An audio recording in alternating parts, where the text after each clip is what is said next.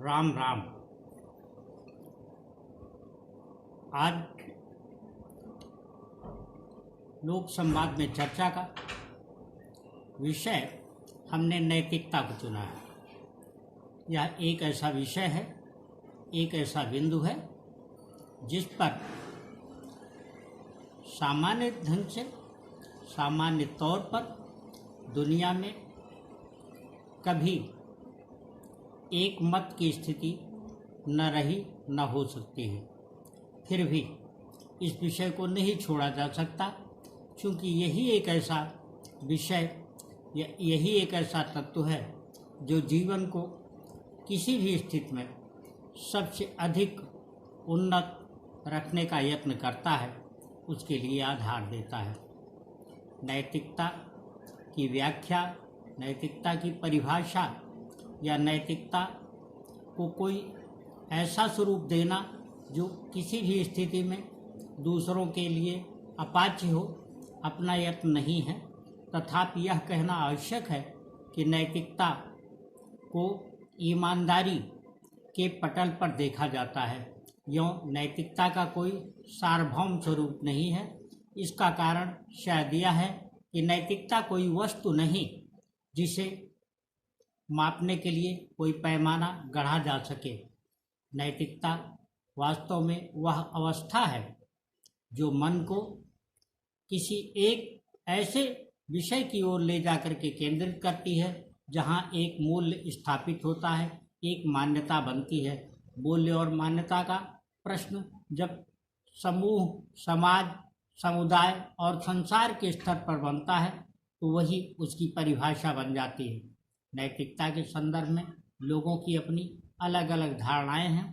प्रारंभ से ही, जब से संसार में कर्म की शुरुआत हुई होगी, मेरा अपना मानना है कि तभी से उसके बारे में मान्यताएं भी बनने लगीं।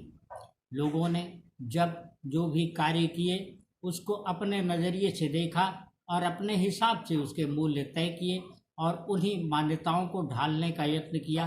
बाद में उन्हीं को परिभाषित करते हुए नैतिकता के स्वरूप की प्रस्थापना कर दी। किंतु एक महत्वपूर्ण बात आज यह आई मन में कि आजकल जो कोरोना का काल चल रहा है, पिछले एक महीने से पूरे देश में लगभग पूरा का पूरा बंदी का समय है। इस बंदी में सभी प्रकार की उत्पादकता, सभी प्रकार की औद्योगिकता थमी हुई है। सामान्य छोटी छोटी दुकानों से लेकर के बड़े बड़े मॉल, रेस्टोरेंट, बड़े बड़े होटलों तक हर जगह एक ठहराव सा दिखता है।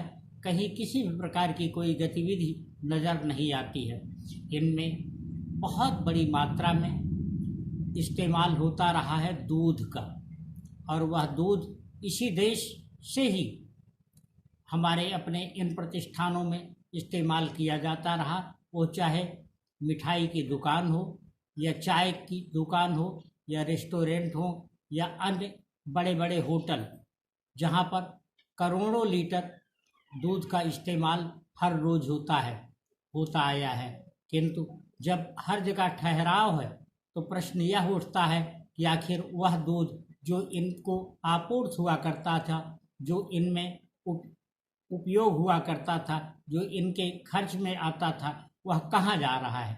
इससे यह प्रश्न पैदा हुआ कि निश्चित तौर पर कहीं न कहीं कोई एक बड़ी लोच है जिसकी तरफ हम में से किसी का ध्यान शायद अभी तक नहीं गया, या गया भी तो उसे उस रूप में प्रकट करने का किसी ने साहस नहीं किया। मित्रों, बहुत सामान्य सी बात है। हम में से सभी लोग यह बखूबी जानते हैं और समझते भी हैं कि हमें अनेक ऐसी जानकारियां होती हैं जिन्हें हम प्रकट कर सकते हैं और हमें प्रकट करना भी चाहिए।